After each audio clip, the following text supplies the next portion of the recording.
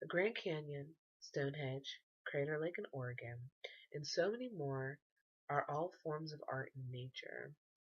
Some art forms in nature are naturally made, beautiful, breathtaking sights, while others are art forms in nature that are man-made, putting to, having been put together with elements of nature in that environment from which the artist is working in. This kind of art is actually called land art or earth art.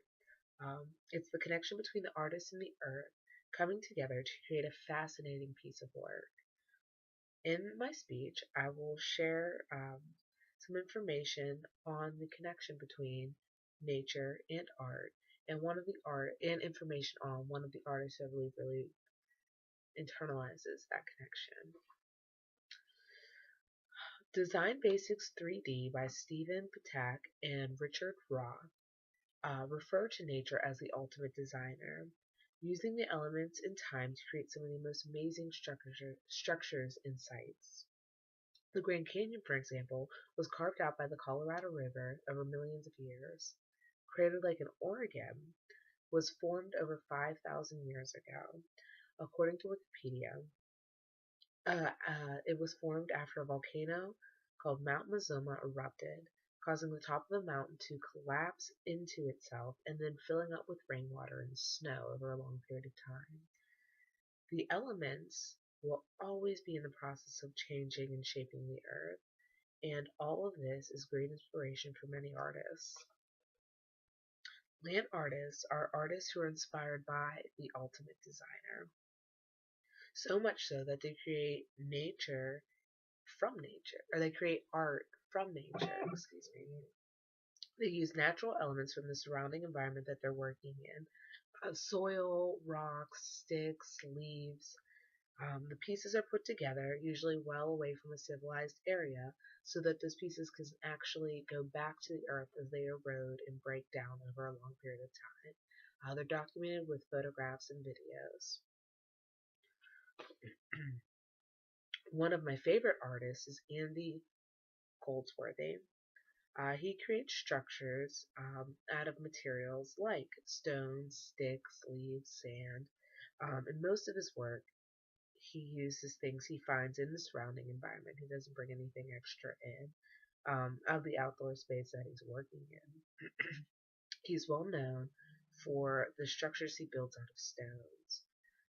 He creates them by carefully stacking flat stones on top of each other, learning the stone as he works with it, balancing the stones in such a way that he can control the shape without any adhesive or bonding. He's created beautiful arches, um, beautiful stacks of balancing rocks, um, and they're just nothing is holding them together but the balance of nature. Goldsworthy is inspired by many natural things, but is very drawn to water, and that type of movement is reflected in his work. Always having a fondness for being outside while he was in college, he actually started creating temporary structures out of sand on a beach near his school. When the tide would come in, the structures would slowly be pulled away by water, and he would photograph it all. From there on, he continued to work outside, creating temporary pieces that are able to go back to the earth, photographing them before they are taken back. Like the environment, he creates something over time. There's a process for him, finding the right spot, collecting the materials, and beginning his work. When he fails, he starts over again, this time having a better understanding for how the element works.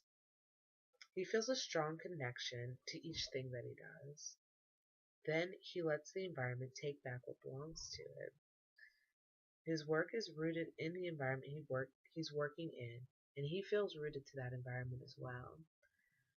He's even done work in urban areas. For example, he did a piece at a museum um, in a little outside area at a museum in San Francisco, and the stones that he chose to use for that exhibit were brought in from Yorkshire, where he grew up as a child. The piece is called Fault Line, and When he finished it, he said he feels like he took a piece of himself to San Francisco. In conclusion, art is everywhere. In the way the wind blows the petals off a cherry blossom tree, the way the river shapes the earth, and the works that are created by the artists who are inspired by them. Thank you.